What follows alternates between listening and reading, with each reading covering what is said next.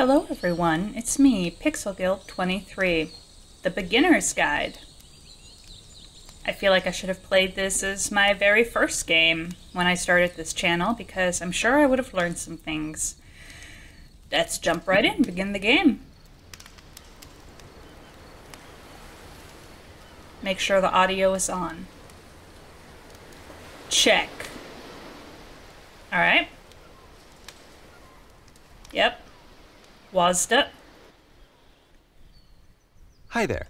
Thank you very much for playing The Beginner's Guide. You're welcome. My name is Davey Reedon.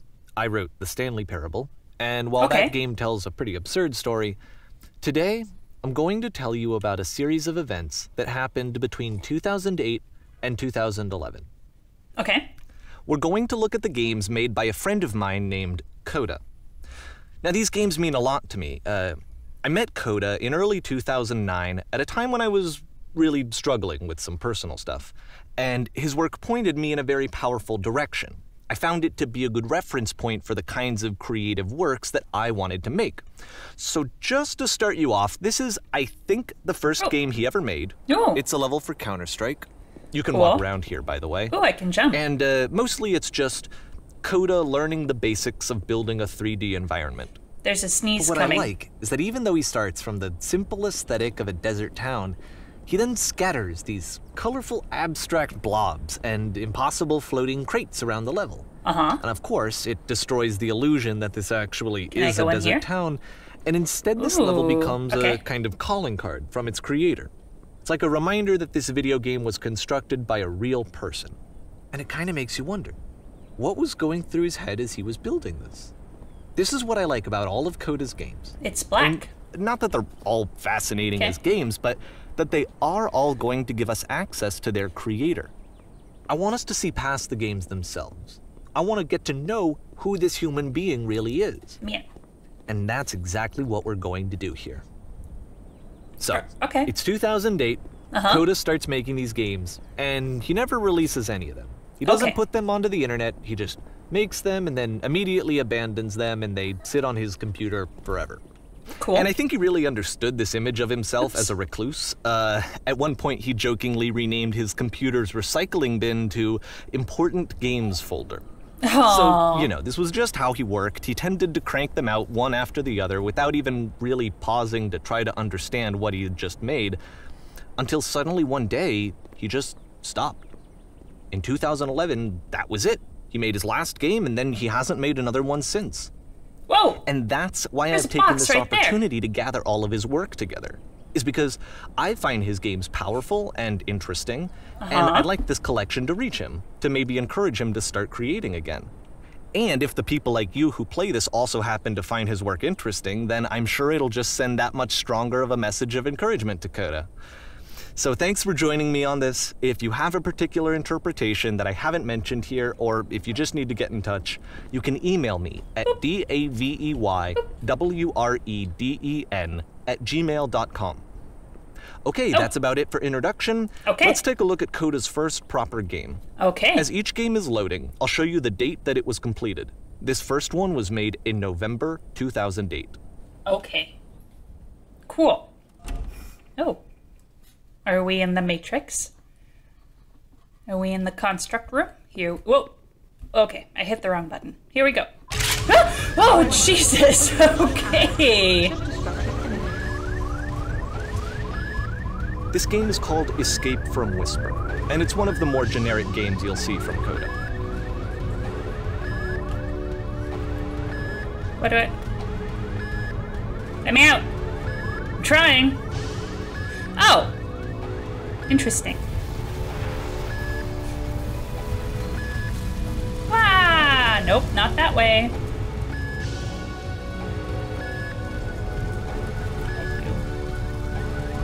Warning. All right. There's nothing to shoot. Why give me a gun if I can't shoot anything? Security call reached. Hostile alien life form. Oh. Am I gonna get my wish? It kind of looks like this game was abandoned mid-development. Yep. For instance, you have this gun, which you'd think would indicate that there are supposed to be monsters or enemies somewhere. Yep. But then clearly there are no enemies anywhere. You can't even reload the gun when you run out of bullets. But ultimately we don't really know. Maybe Coda thought that actually it was complete the way that it is. Huh. And I think that we should talk about his games for what they are, rather than for what they're not. Okay. Enemy force neutralized. Begin shield evacuation.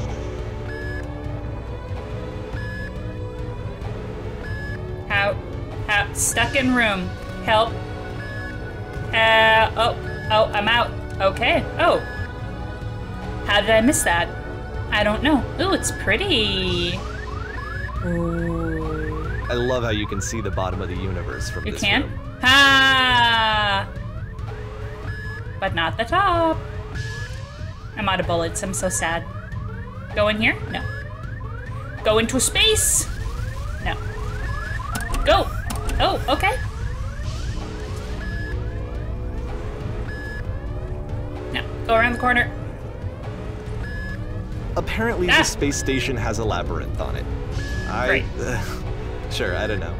There's really no reason for it that I've ever been able to discern, so in the interest of time, I'm just gonna skip you on past it. Oh! Okay! Okay, this is the part that's interesting. The game has this narrative about the whisper machine and how it has to be turned off, and then you get to the engine room. Do we have to whisper? Hey, you there, in the engine room. You could save us all. That beam is powering the whisper machine. We could disrupt it by introducing a great enough heat signature. If your body could stop the beam. It's so much to ask, but for all of our lives, would you do it? Yep. Could you give yourself? Uh-huh. Yeah, let's do it. Wah! I'm dead. Let me pause here for a second. What you just experienced, stepping into the beam and then dying, is probably what Coda had initially intended when he was developing this level. Uh-huh. But when he first compiles and plays it, something goes wrong. There's a bug somewhere. And this is what happens instead. Okay. Wah! I'm flying. I am the universe! The beam causes you to start floating. And this is an important moment for him. Because yes, this is technically a glitch, but Coda identifies something human about it. That's cool. Like how small it makes you feel in the face of this larger chaotic system. There's the maze. Or this floating could be the afterlife, a peaceful place, juxtaposed against all of the hysteria that you've just had to traverse. I don't even know. I have no idea what he was thinking, but what's clear is that after making this, something lodges itself in his brain. He wants to do more of these really weird and experimental designs. So he stops work on this and moves on to a stream of tiny little games that go in all sorts of directions. Let's go ahead and take a look at the first game he made after leaving this one behind. I figured the maze out, by the way. That's what I was doing. Ooh, now it's a brick maze. The past was behind her. I can't... Oh! Yep. In this game, you can only walk backwards. That's horrible. I do not like that at all.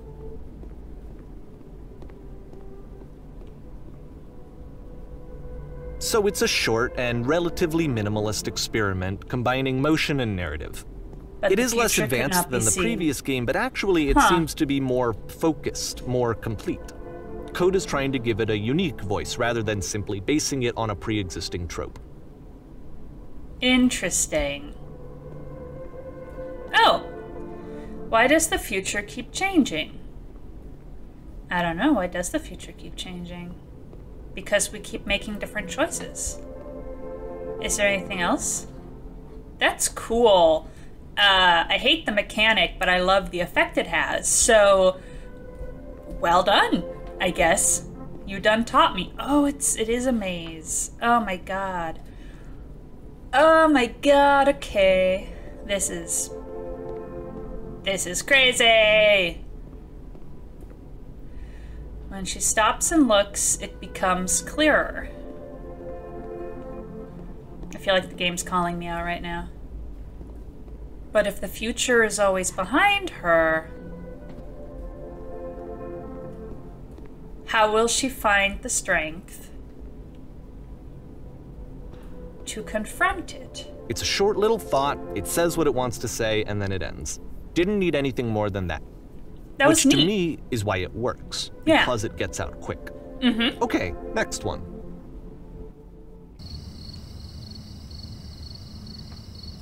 I can walk forward again. Oh.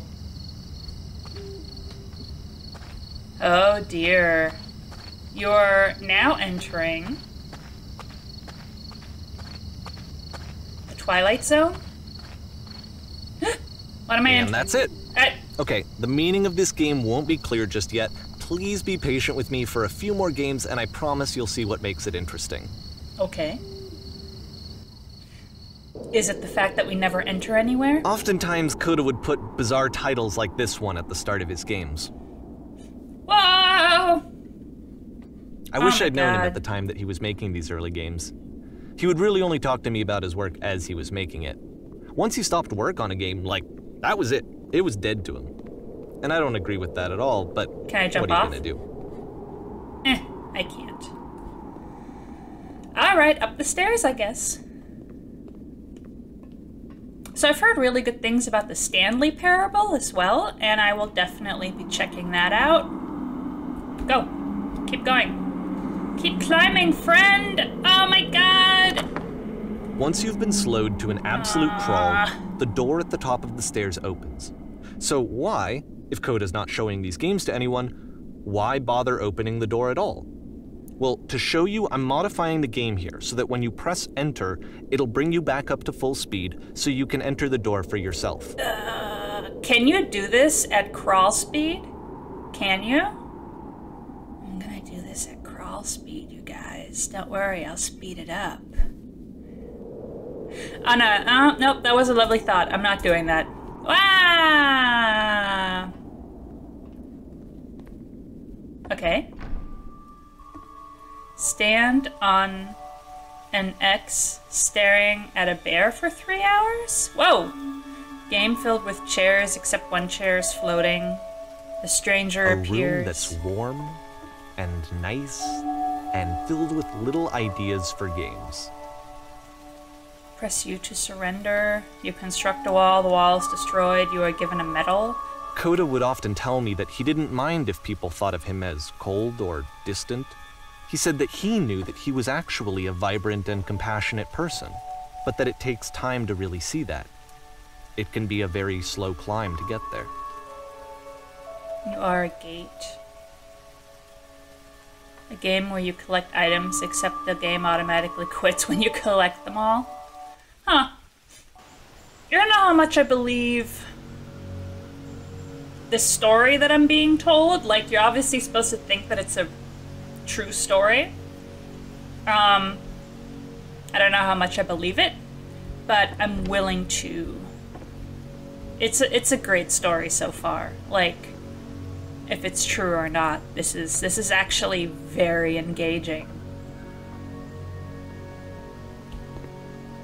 Well, this is new for Coda. It's an actual puzzle. Ooh. Go ahead and see if you can solve it. Probably not.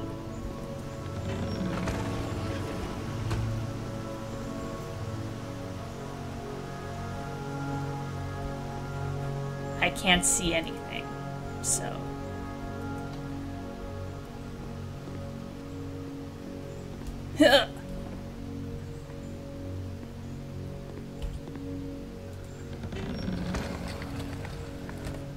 Okay. I can't see. Is there a thing here to close?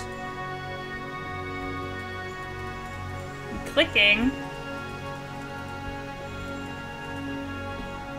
Nope. Can't do it. Help me. Help me, disembodied voice. I can't see anything. Is that the problem? That I can't see? It's so black.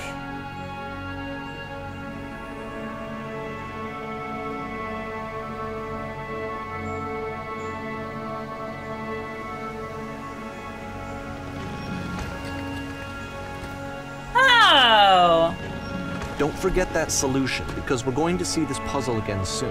Okay. We're gonna see it a lot. Okay.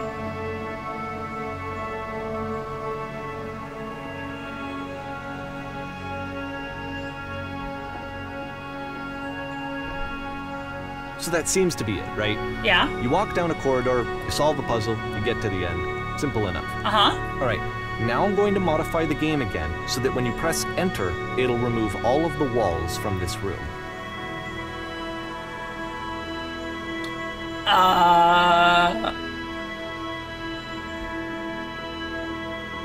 Cray. Can I jump off? That? There was more to it than we had any way of knowing. Yes. I actually find it funny that this game comes after the Stairs game, since they essentially convey the opposite idea. So, in the Stairs game, a dull exterior concealed a rich interior. And then, in this level, a dull interior hides this fantastic outer world. Uh-huh. Either way, I think that the point is the same, is that most of the time you don't get to know what you're missing, or even that you're missing anything. That's not your role as a player. Whee. So if your role here is not to understand, then what is it? I don't know. How'd you get all these games, by the way? How do you code? I mean, I don't know too much about coding, so maybe you're now exiting. Aha. So this, combined with the entering game from earlier, tells us that Coda believes his games are connected somehow. It could even be that the Stairs game and the puzzle game are literally connected in between this and the entering game. Okay. There's a bigger picture that all of his games are meant to play a role in. Some larger meaning that we won't be able to grasp until we've seen all of them. And once we have, we can step back and start to understand what exactly that bigger picture is. Cool. Guide me. Voice, by the way. You speak very well. The Great and Lovely Descent. Okay. Whoa! Oh my god. Whoa.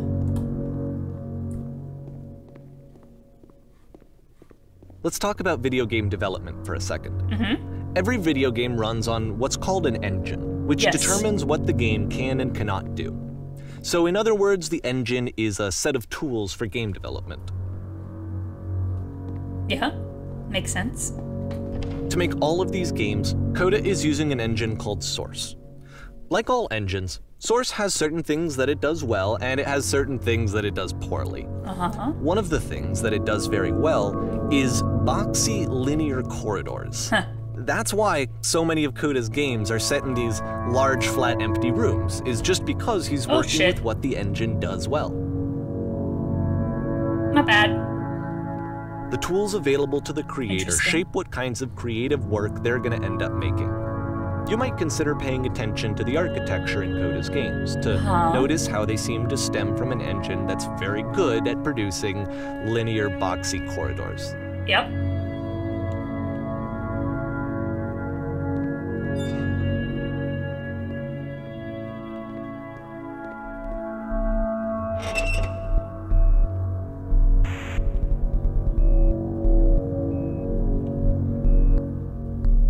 There's a weird thumpy bass sound that actually just made me take my headphones off to make sure that nobody was banging on the door. So well done, I guess. Goodness. What is happening? Nope. Okay.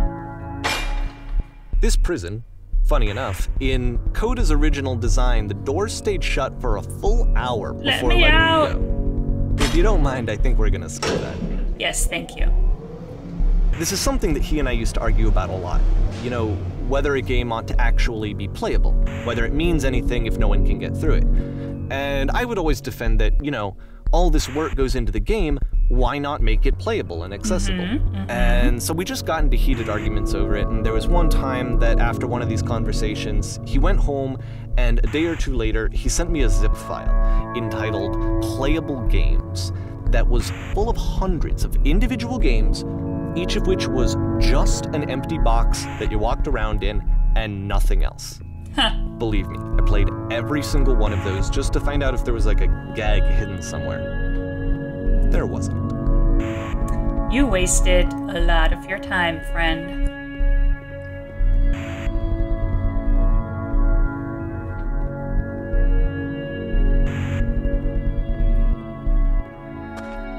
same sky? It's funny, like It's the puzzle again. Yes. With the exact same solution as the last time. Oh, right. Well, thank you for not changing it up, There's friend. still no clear indication of what makes this puzzle so special that Coda is going to return to it over and over. But I promise I'll share with you my interpretation very shortly.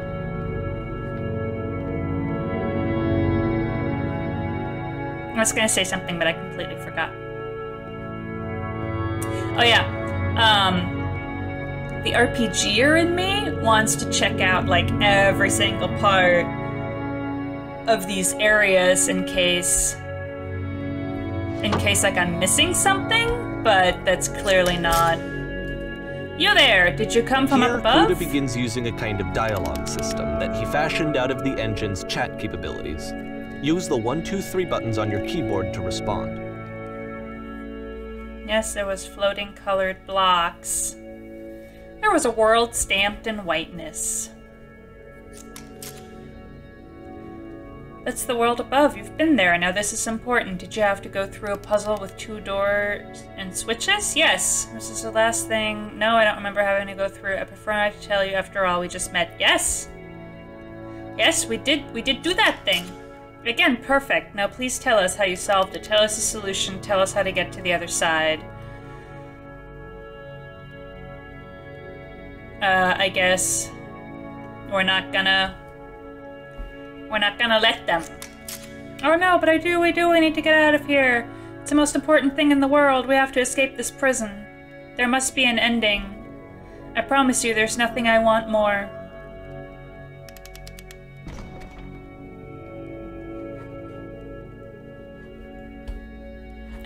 Let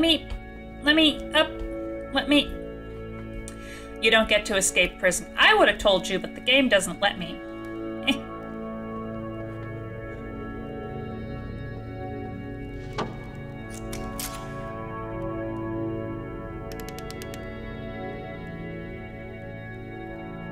I've been right here Yes! Do you want to know how I solved it? Okay, why would I care about the space between the doors? Actually, now that you remember, I don't recall a space between the doors. Don't worry, I'm sure we'll visit it again soon.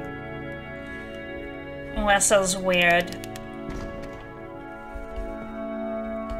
What are you reading? Let me see.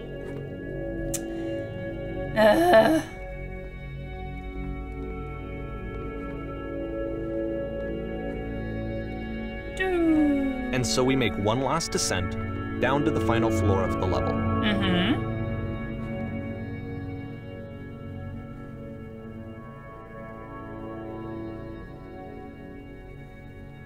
And it's a apartment building. It's a lamppost. Okay, I can't tell you quite why, but for some reason Coda fixates on this lamppost. It's going to appear at the end of every single one of his games from here on out. I'll tell you what I think. I think that up to this point, he's been making really strange and abstract games with no clear purpose, and maybe you can only float around in that headspace for so long. Because now he wants something to hold on to. He wants a reference point. He wants the work to be leading to something. Mm-hmm. He wants a destination. Which is what this lamppost is. It's a destination. Mm-hmm. We're going to see it in the work as well. His games are just going to become a lot more cohesive, a lot more fully developed, with more of a clear idea behind them. Okay. And as we go, that idea will get clearer and clearer and clearer. Okay. Cool.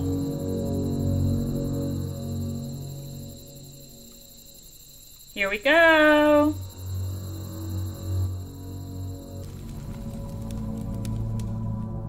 This game is connected to you can leave notes. Okay. I don't believe you. I don't believe you.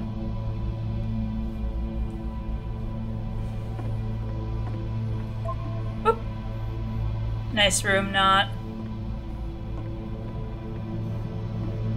So first off, I'm sure you can deduce this, but this game is not connected to the internet. All of the notes that you're gonna see have been written by Coda. This was actually the first game of his that I ever played. This was shortly after I met him at a weekend game jam in Sacramento, where I grew up. I saw him working on this very level, and it was just so different from anything that anyone else was doing. So right away I was like, I have to be friends with this person. In retrospect, I think I was probably a bit too pushy trying to get his attention. I was over-enthusiastic. But he was very gracious about it and very patient with me. And I cooled off eventually. Oh, feel free to skip over any of these notes if they're not doing anything for you. Nothing extra is going to happen if you read all of them. Either way, to me they convey a sense of loneliness. I see this person who's filled with thoughts and feelings and beliefs and has no way to express them except as scattered and unheard voices in a game that wasn't meant to be played. Yeah. There's But it's ironic, isn't it, that in playing this game and seeing how alone Coda often felt, that we get to know him better and actually kind of connect with him. And I have to be honest with you, this idea is really seductive to me. That I could just play someone's game and see the voices in their head and get to know them better and have to do less of the messy in-person socializing. I could just get to know you through your work.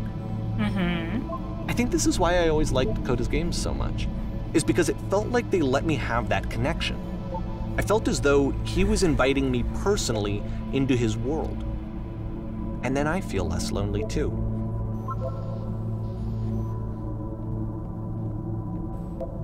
Someday I will meet the person who made this. I help people because of the internal good feeling I get. Same. No room!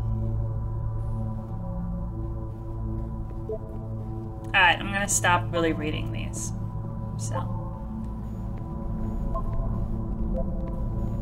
I'm gonna keep hitting them. Can I could. Oh, I can't get to you. Is it this way?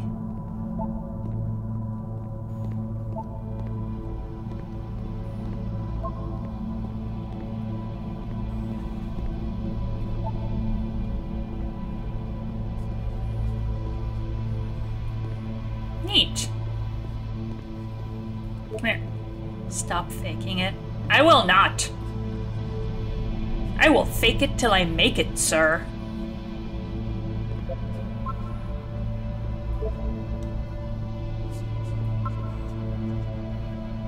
Yeah, we will. Spoilers, it doesn't mean anything. Dying doesn't mean anything. How deep. He was himself the most horrible creature he could imagine. Hashtag deep.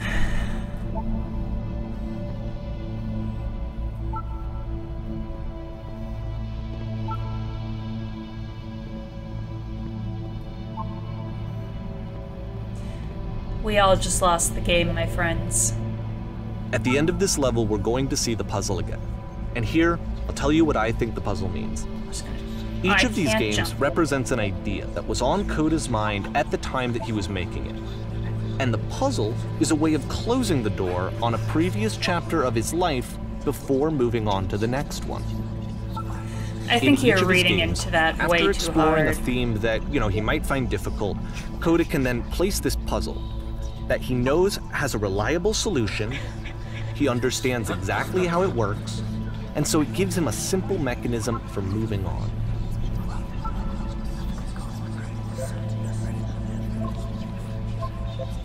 I think you're reading way too much into that. I think he made a puzzle that he likes, and he just keeps using it because it's simple and he doesn't have to figure something else out.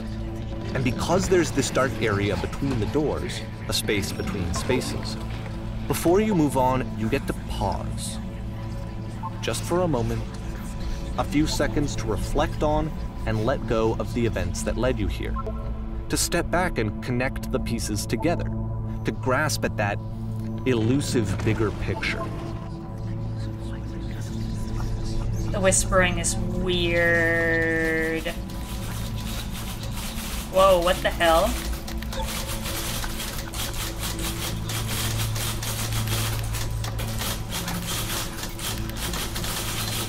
Alright.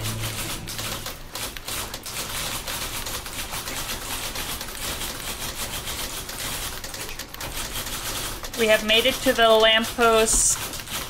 Speak. I am speaking! Let me speak! That's crazy. Bitter sound. Okay, this one is tough. It's gonna kinda just spin its own wheels for a few minutes. Hang with it. Alright. Porn stars die too. Why wouldn't they?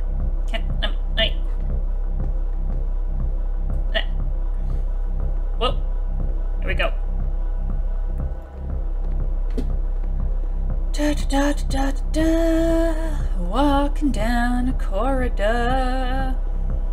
Oh, guys, this is an infinite loop. No. No, it's not. See, like, this is it. The whole game. And there's nothing that's particularly interesting about it. You just walk to the end of a hallway. Except, for some reason, Coda gets really fixated on this prison that has all of this modern furniture. And I don't know why, but he decides he needs to revisit this prison. He's gonna start over, use the same assets, turn it into something else. Okay, cool. Here's version 2. Okay. What furniture ought to go in the center of the room? How about... Put a giant hole in the ground. You liar. 10 stoves lined up along the wall. You're not doing what I want, game. Fine.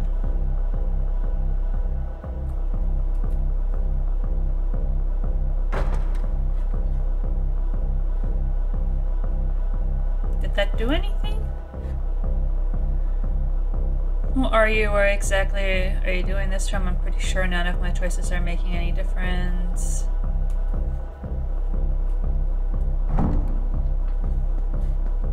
That table does not... What?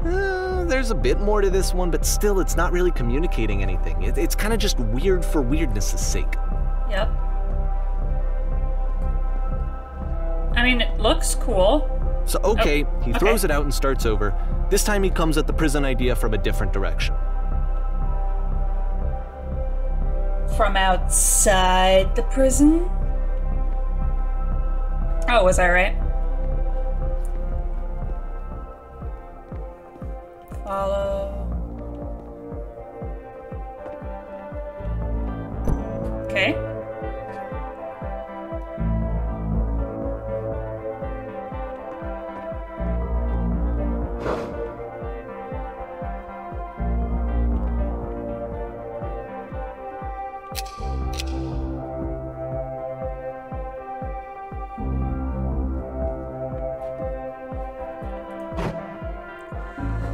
Touch the shelves.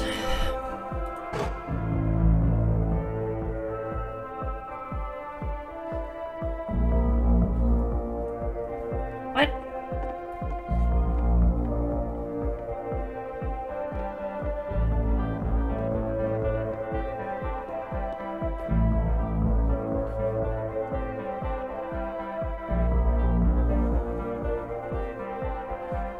And of course, now the table is gone and you can't begin the chain of events to escape. Huh. Of course. Here's a version where there are no bars, but you can't actually get to the well. And then a version where the inside of the prison is the outside and the outside is the inside. Let me just blink you real quick through a few more of these. I mean, he really unloaded on this prison idea. There's nearly a dozen of them. Personally, I think it's awful to watch this. To see a person basically unraveling through their work. And for what? Like, at what point do you just go, maybe there are game ideas other than this prison that I could be working on? But Coda doesn't have that voice telling you to stop. That particular mechanism of defense against yourself. Without it, you just spiral. And so he keeps going and going and going and going and going, and then he hits on something. And he likes it. And that's it. He's done. He stops making prisons. Alright. This is the very last version of the prison game that he created. And the reason I think it works is that the prison is not actually in it. Okay.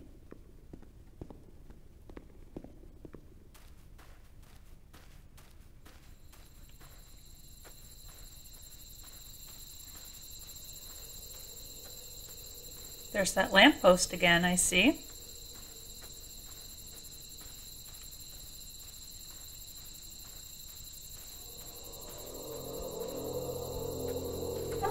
Oh!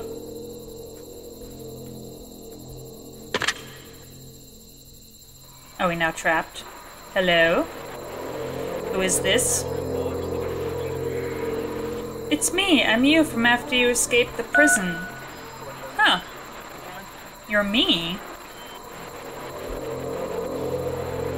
So you were trapped in this prison too? Yep, I was in the furniture maze. It's I a was conversation. in the escape tutorial. And so this is what Coda wants, is to be able to talk to someone, to share what's on his mind, and to get some good advice from someone who knows. But the irony is that even in this scenario, you're still talking to yourself. You know, all of these games so far are Coda talking to himself.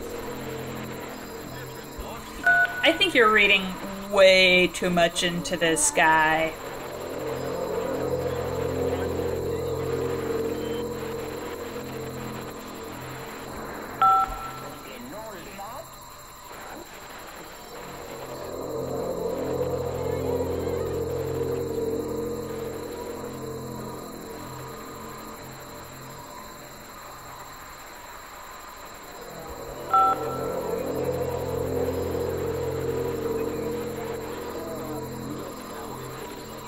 Good question.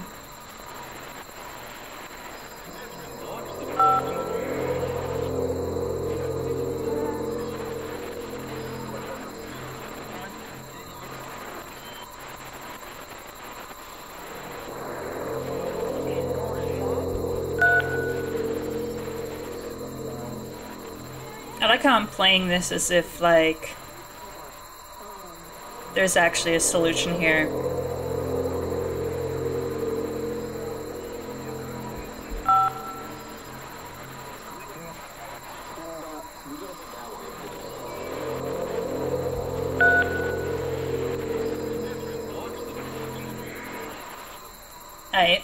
I can see why he considers this a fitting conclusion to the prison games. After all of the obsession and frustration, just to be told by someone you can trust that things are going to be okay. Wouldn't that be nice? Sure, but what if it's a lie? So what would it look like if Coda wanted to make a game about talking to someone other than himself?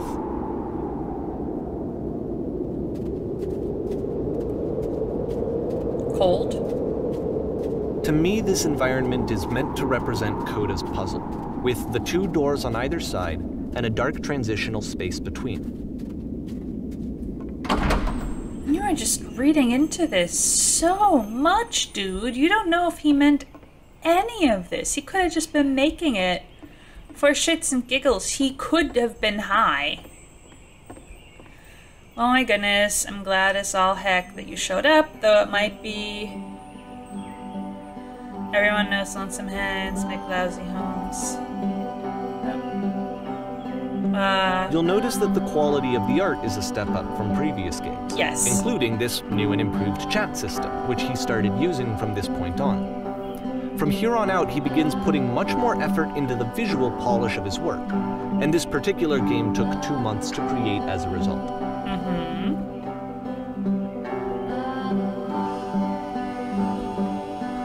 Oh, I need to go clear the table. Where's the table? Boop! How do? Boop! This table? Okay.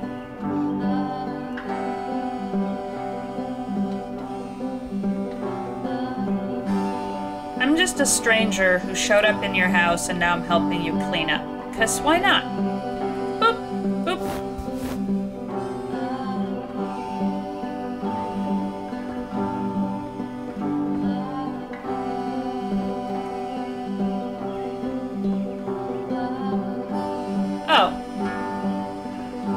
pay attention. Yeah.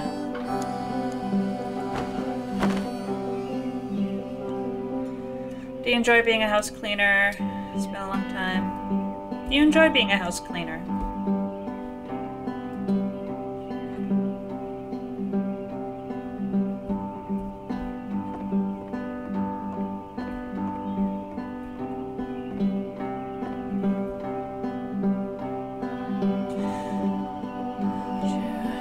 Straighten out the pillows on the sofa. Boop. Yep.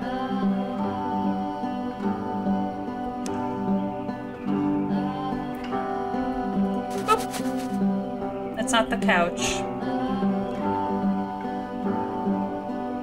Make it especially cheesy, please.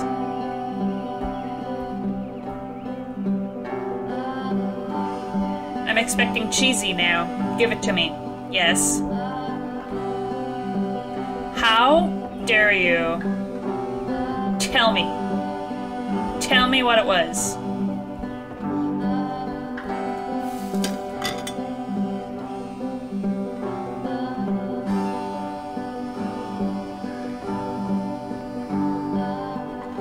I wish cleaning your actual house was this easy.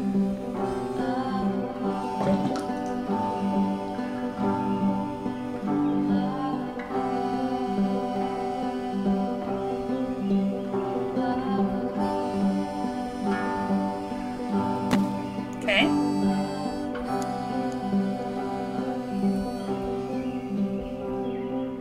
After the intense set of prison games, this house cleaning level almost feels like cleansing.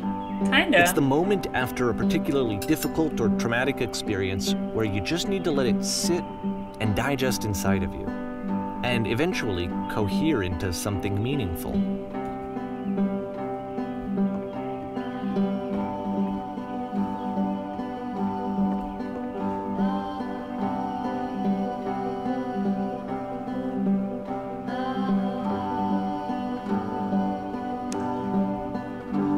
I know that Coda really liked this game. I've done that already. Of all of his work, actually, this was the only one that he called me up to ask me to come over and look at it. This was during a period of a few months where he was, like, grossly happy all the time. Just walked around with a constant smile on his face.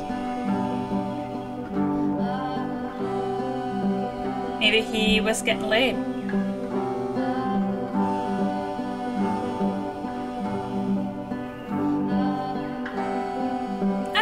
That's nice. I get it.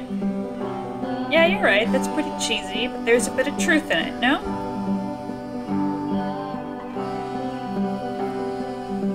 It's cheesy. I wouldn't call it extra cheesy.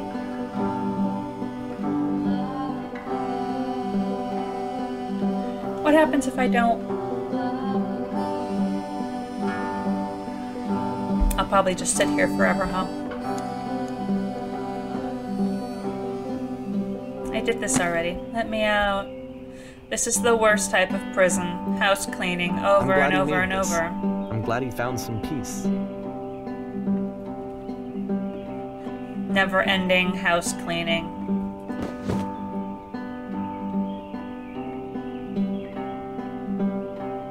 Yes. But, of course, it can't last. The music stops, your companion is gone, it's time to leave. The door at the top of the hill is now open as well. Again, you can't stay in the dark space for too long. You just can't. You have to keep moving. It's how you stay alive. It wasn't a dark space. It was quite cozy.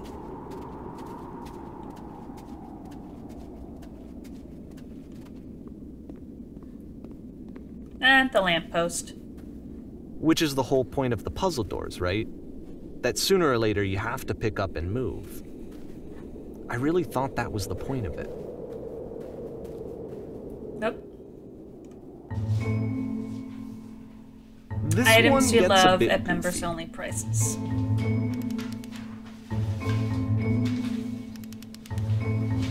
It was to improve my life, yeah. Also a better job, yes. Also more meaningful relationships. No, it's all of them. I mean, if I do all that, I will be perfect. Oop. I'm already perfect, so thank you. I am a better human. I'm not.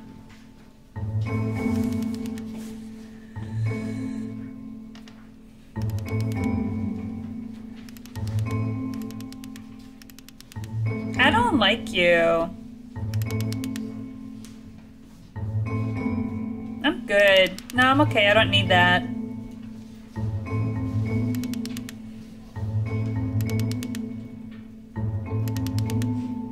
About halfway through the game, the perspective shifts. Ah! What?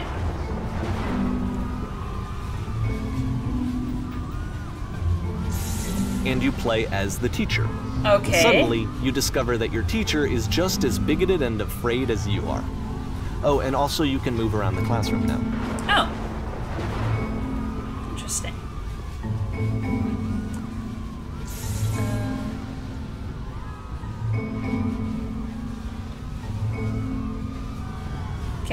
Can we jump into the...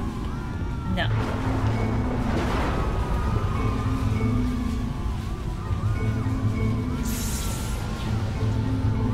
Is that the perfect monster? Is it swallowing us up?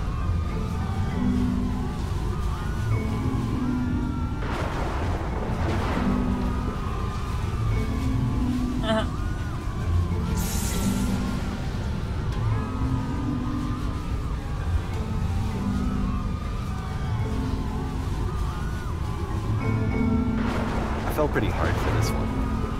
I feel like it's one of the most relatable experiences that you can have. To assume that some other person is perfect and totally fulfilled in every way. Can I stand on the desk? And completely miss all of the little flaws that make them painfully human. I think about this game a lot these days. Why?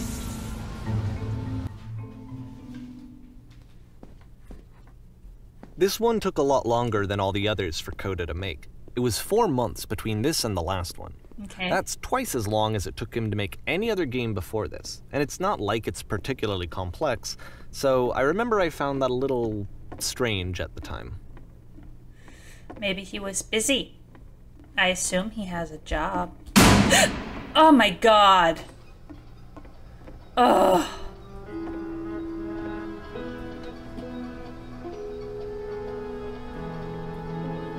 Okay.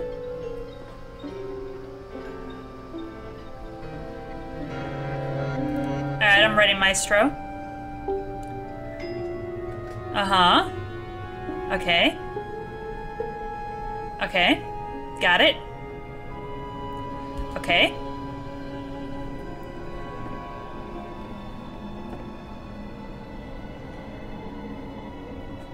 Hello?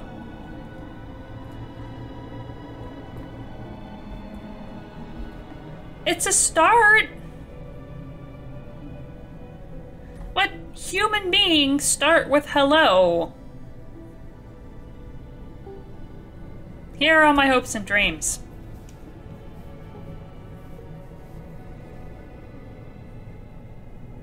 Well, then you have the conversation.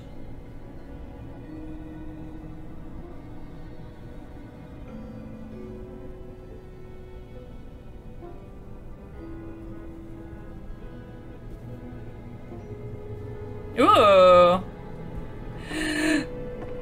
Oh, that's fun. Boo. Boo. Boo. Boo. Boo. Boop. Boop. Boop. Boop.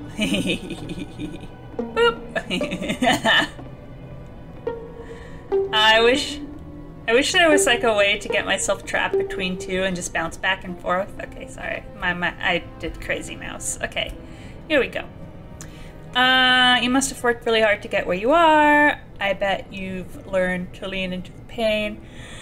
What are some sacrifices you had to make?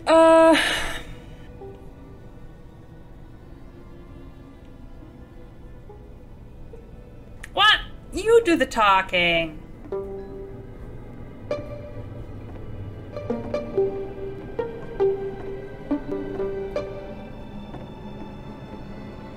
I'm sorry, I'm having too much fun with the bouncies. Okay.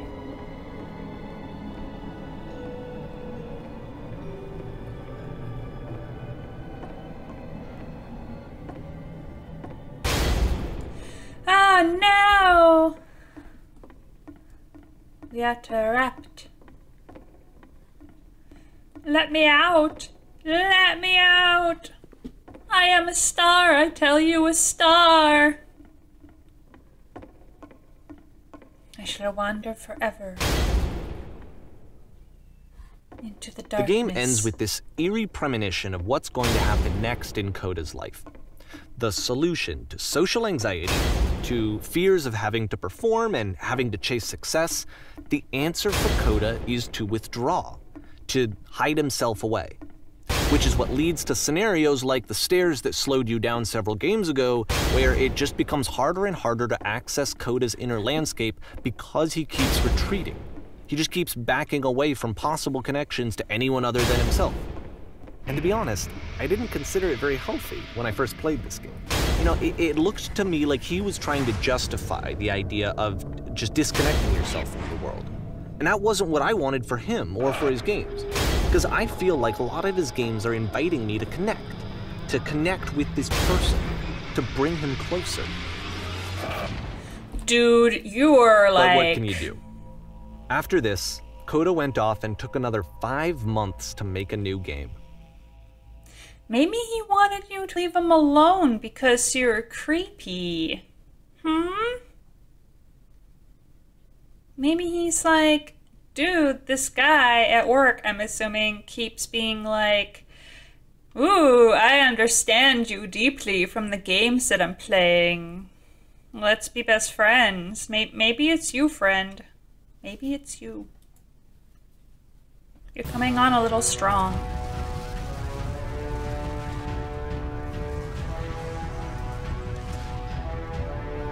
Oh, it's a house, okay.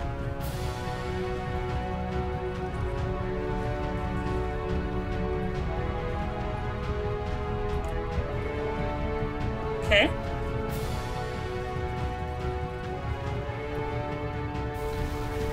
Pretty sure we're gonna die. Yep, here we go. Boom!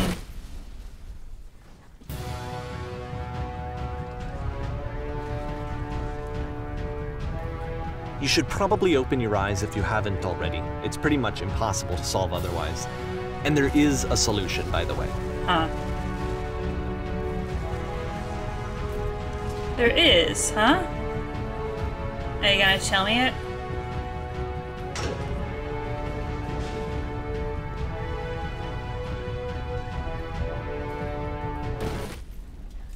Okay.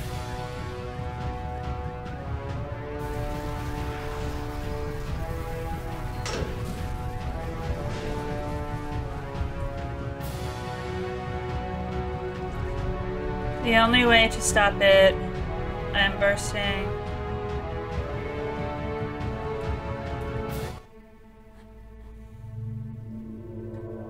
Okay.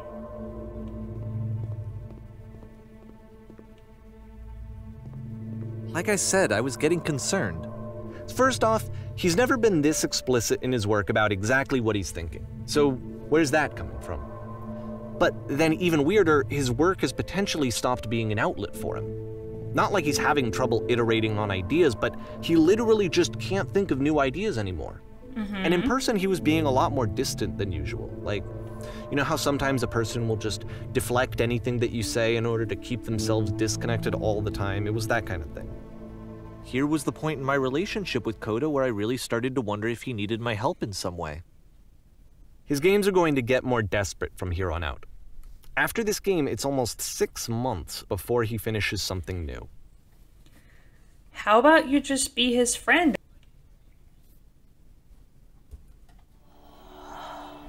Pretty. Cool.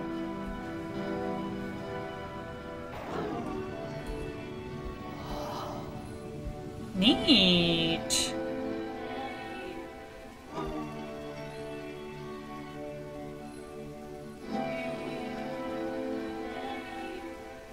I am lost.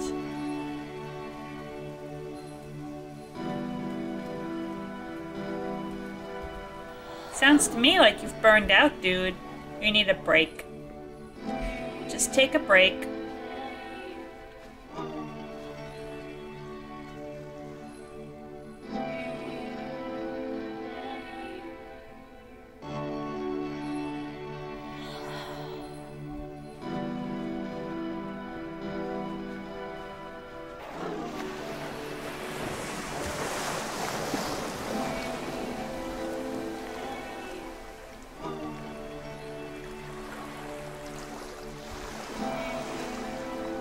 Burnout happens, you know, when you're doing too much too quick.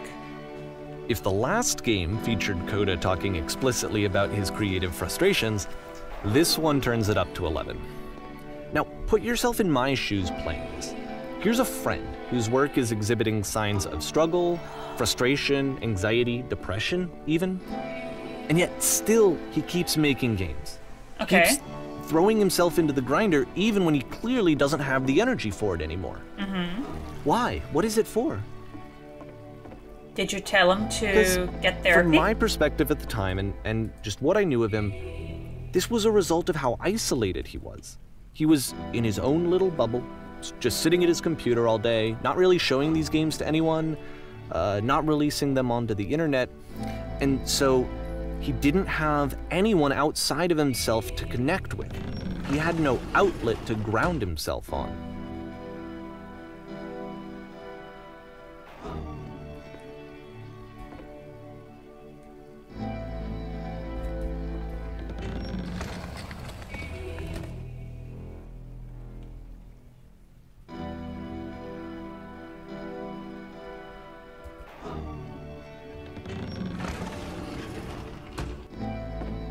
You can't talk yourself out of loneliness.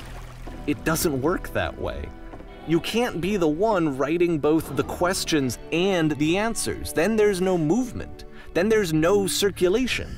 If all of your anxieties are being channeled into your work, then if the work ever fails, you have no backup and you're just going to crash.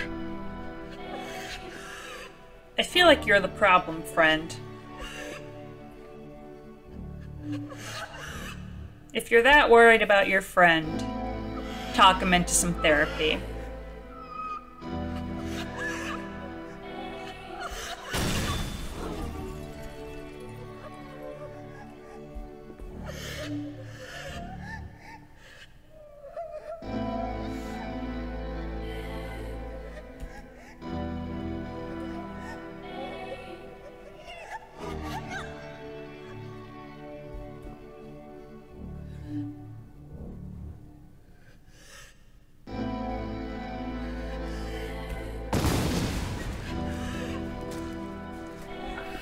We're getting out of our prison, right? Seeing this game at the time that he made it, it looked really unhealthy to me.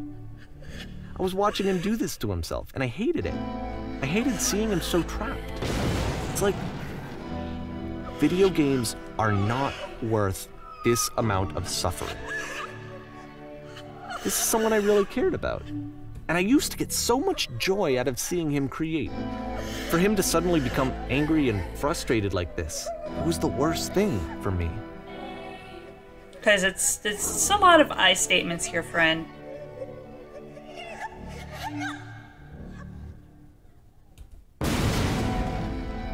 It's like, this is a lot about you and less about him. This is what I felt at the time. Okay. I don't know how else to explain it. I wanted it to stop more than anything. I had never felt so rotten. I needed more than I had ever needed anything for this to stop. But it didn't stop. After finishing this one, Coda takes another 7 months and comes up with a new game. Did you ask him to go to therapy in those 7 months? Where you're like, hey friend, I'm worried about you, maybe get some help? Maybe he's just over making video games.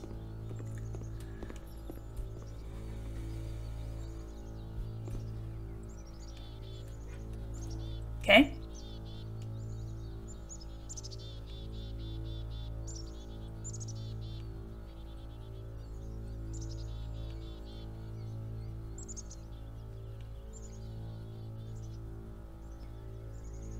Okay.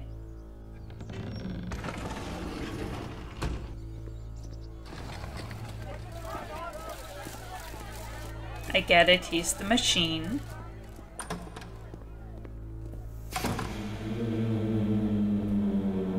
And of course, it's the machine.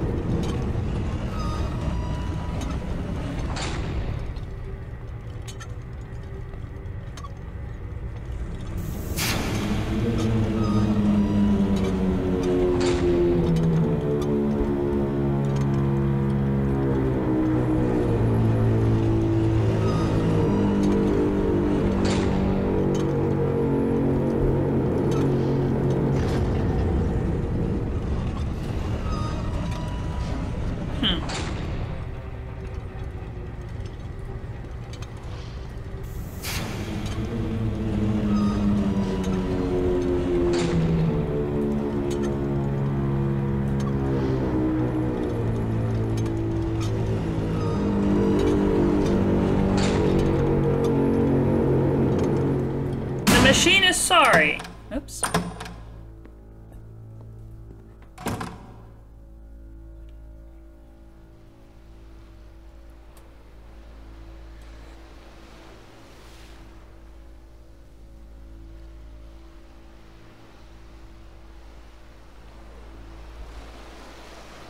Well, we don't know if it did it deliberately.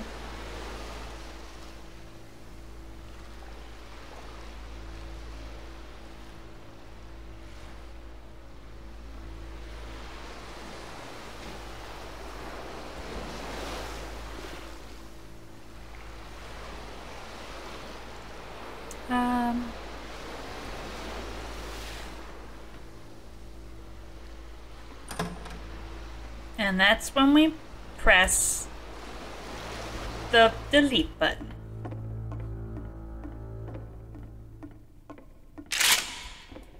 Ooh. Fun.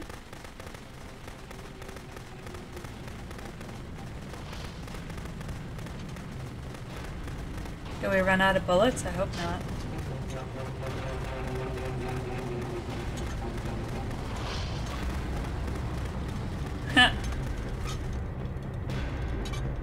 So now the work is becoming self-destructive. And I'll tell you, at the time that I first played this game, shortly after he made it, here's what I'm thinking to myself. I'm thinking that Code is stuck in his own head, and that it's having a very negative effect on him, and that all he needs to do is just start showing his work to people, to get some actual feedback on his games. It might get him out of isolation. And so, as I'm thinking this, I realize that I could be the one to initiate it. Because it would never occur to Coda to start actively soliciting feedback, so what if I did it for him? No. If he could see the difference it would make to have more actual conversations with other human beings, would that bring him out of his mental spiral? Would it give him confidence in himself? Would it bring meaning back into his work? Dude, that's not your place. That's so not your place. That is not your place at all.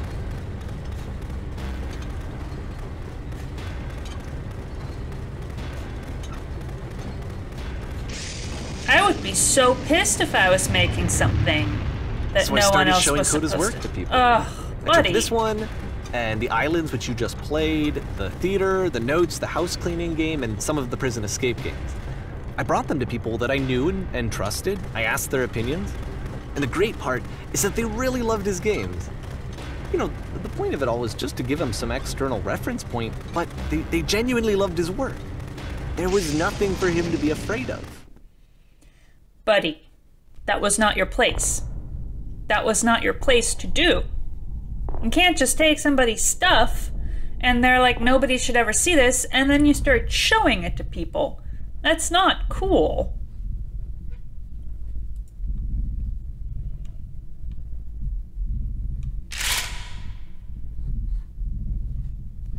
I don't want to shoot it, but I think the only way to get out of this is shoot it.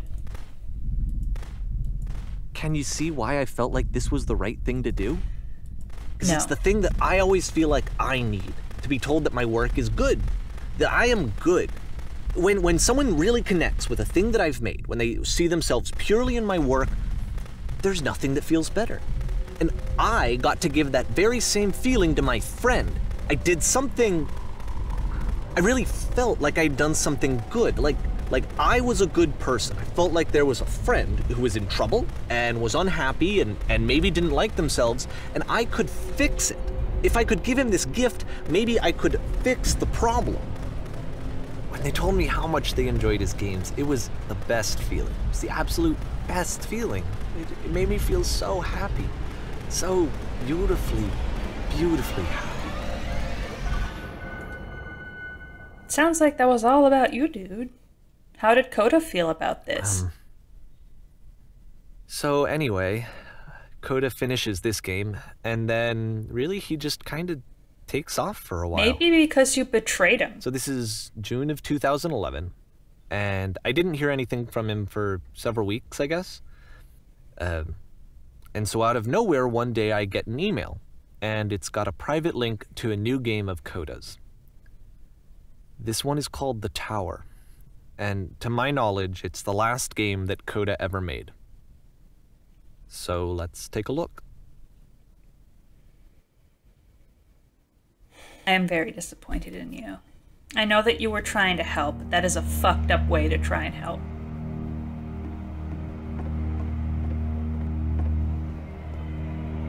And this is where I have trouble saying anything meaningful about Coda's work. Because more than anything else, The Tower just feels distant. It feels like it's trying to distance itself from the world. It's trying to distance itself from you, dude. You're overwhelming him. You're like making his depression all about yourself, and you want to help him because it makes you feel good. This room actually has a maze in it. Except that all the walls of the maze are invisible. And then every time you touch one of the walls, there's this awful flashing and noise. So the experience is really miserable. The game goes beyond not being meant to be played. It actually seems to despise the player for trying to play it at all. But I do want to show you the rest of the levels, so when you're ready to continue, press enter and I'll put a bridge over the maze.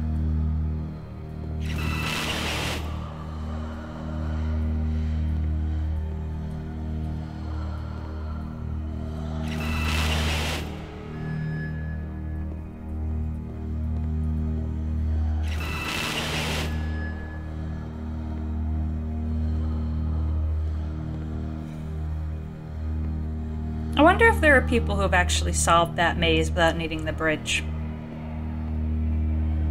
I would be very impressed.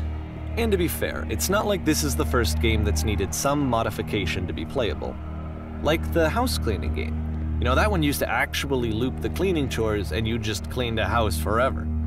I had to cut it off so that you could exit the house and the game would actually end. But that game had an idea that it was actually trying to communicate.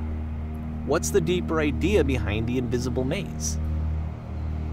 The only way past this challenge is to randomly guess the 6-digit code. Like the invisible maze, it's frustrating to me, because it's the opposite of everything else that Coda has made. It doesn't encourage thought or engagement. It doesn't ask anything of me, except a lot of my time. If I could have reached him during this time, then maybe I could have asked him, but I couldn't. I still don't really understand why this is here. I'll put the code on the ground for you here, though, so that we can move on.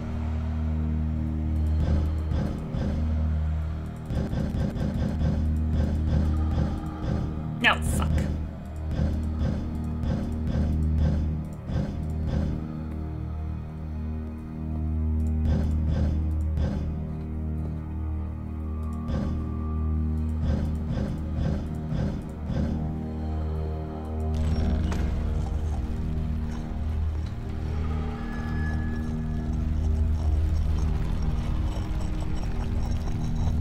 Cool.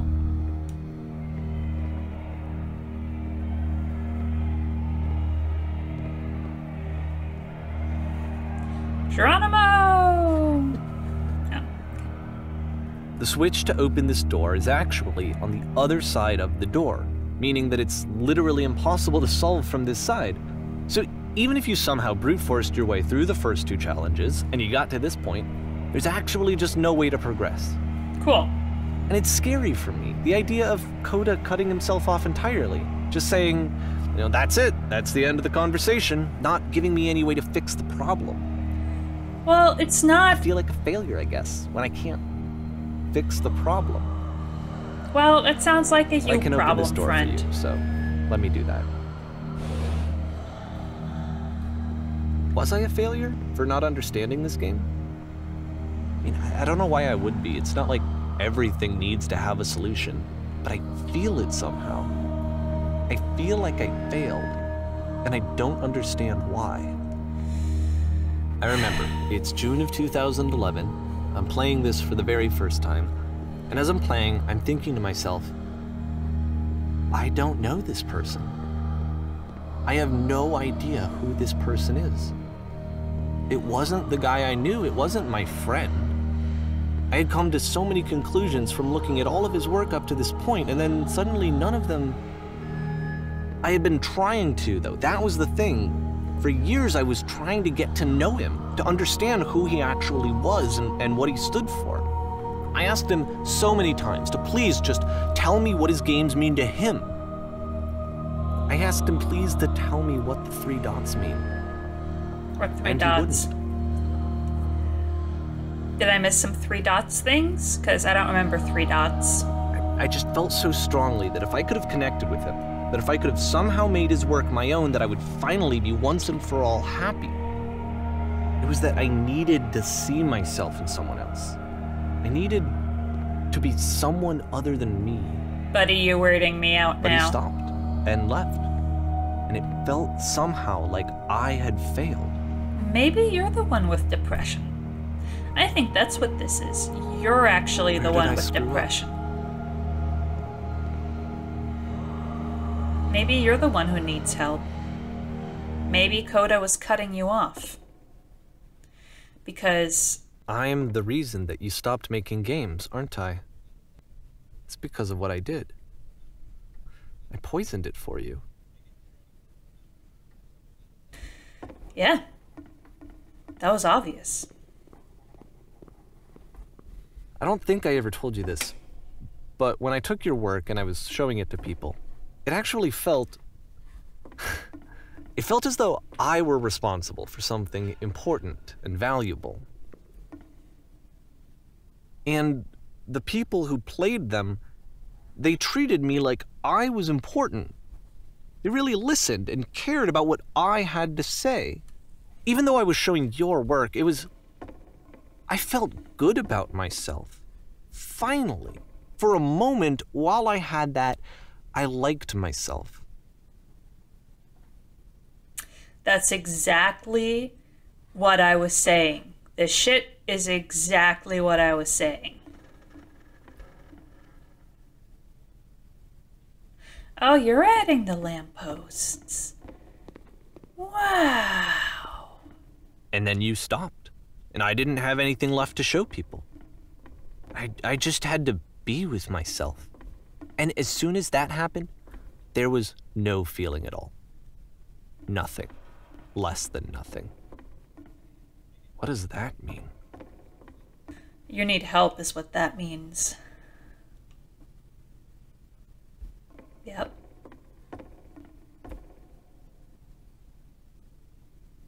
Agreed.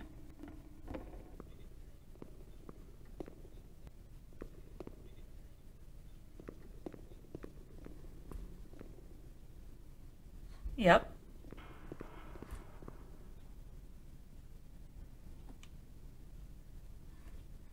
I'm afraid that I did something really stupid because I don't like myself.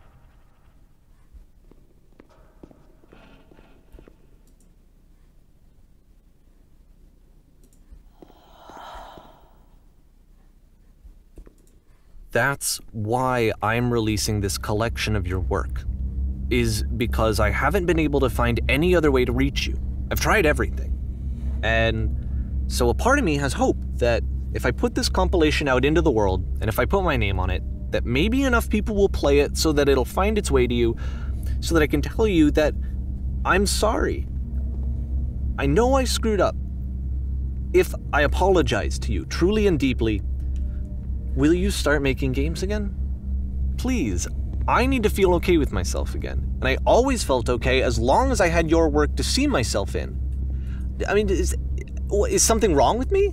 Yes. Because I know that I did an awful thing, and I'm doing it again right now. Like, I'm showing people your work, but I can't stop myself from doing it. That's how badly I need to feel something again, like I'm an addict. There has to be something wrong with me. Can I apologize? What if I tell you I was wrong? Will that work? Will that fix it? I don't know. I don't think it will, but there's nothing else that I can do. Just tell me what you want. I'm sorry. I'm sorry. Please, start making games again. Please help me. Please give me some of whatever it is that makes you complete. I want whatever that wholeness is that you just summoned out of nothing and you put into your work. You were complete in some way that I never was. I want to know how to be a good person. I want to know how not to hate myself. Please. I'm fading, and all I want is to know that I'm going to be okay. You're gonna be okay. We're gonna get you into therapy, and clearly have some issues that you need to work through. Coda can't fix you, but you'll be okay. With therapy, and working through things, and becoming your own person, it will be fine. You can do it, friend. But you need to let Coda go, because you clearly creeped him the hell out, and he doesn't want you around. More love, more praise, more people telling me that I'm good. Always more. It's like a disease.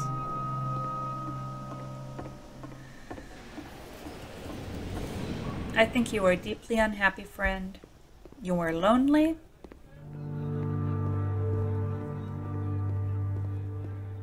That's okay. Solution. It's okay. A lot of people feel that way. We'll get you into therapy, like I said. I guess if someone had told me ahead of time that he just really enjoyed making prison games, maybe I wouldn't have thought he was so desperate. I wouldn't have told so many people that he was depressed. Why would you tell people that? Maybe he just likes making prisons. Yeah.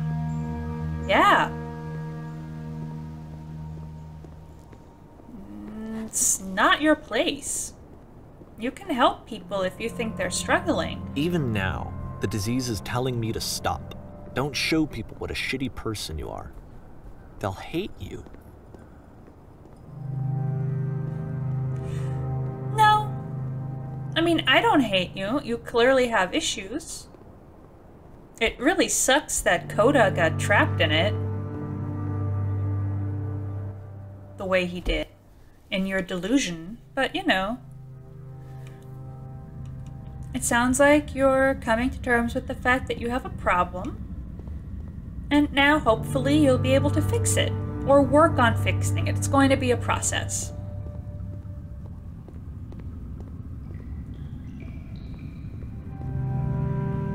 If I knew that my life depended on finding something to be driven by other than validation, what would that even be? It's strange, but the thought of not being driven by external validation is unthinkable. Like, I actually cannot conceive of what that would be like. I can understand that. I have imposter syndrome, like, whoa. Which is very scary. You always feel like you're less than, and like you're not good enough because you're comparing yourself to everyone else, and then people tell you that you're doing well, or you're good at something, and you believe it for like 10 seconds. What now? And then you're like, nah, dude. I'm not actually good. You're just saying that because you don't want to hurt my feelings. I think I need to go. Yeah, you need to go to therapy. I'm sorry, because I know that I said that I would be here and I would walk you through this, but I'm starting to feel like I have a lot of work to do. Yep. I have a lot that I need to make up for. Yes. So I'm... Go to therapy. Gonna...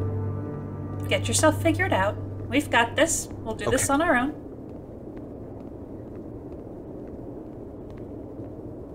I'm glad that you're seeking help, friend. I fully support it.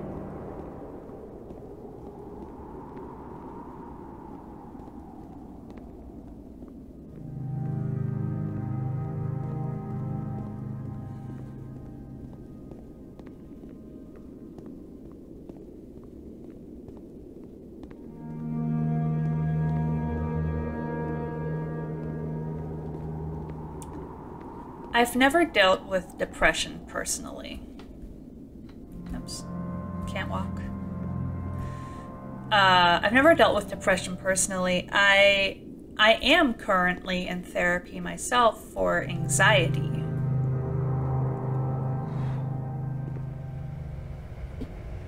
Which,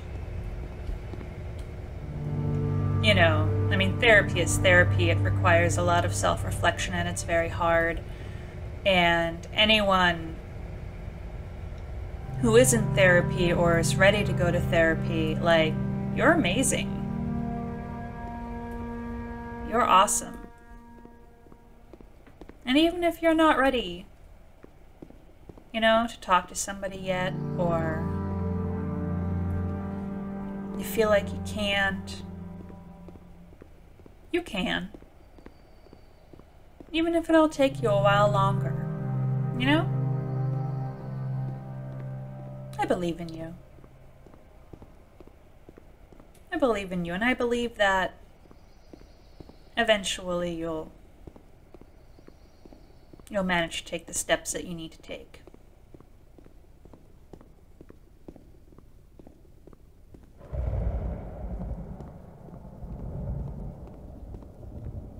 Let's go throw ourselves into the whisper machine.